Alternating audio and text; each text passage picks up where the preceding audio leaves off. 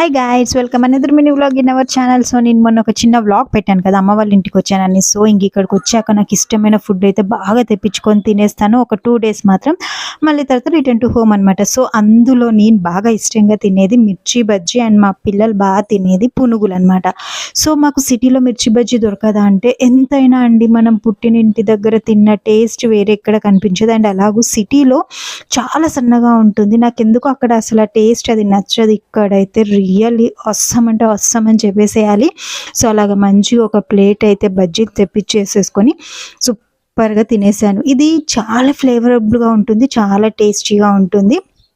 And ఇంకా మా పిల్లలకి పునుగులు తెప్పించేసాను కదా, వాళ్ళైతే హ్యాపీగా పునుగులు తినేసారనమాట.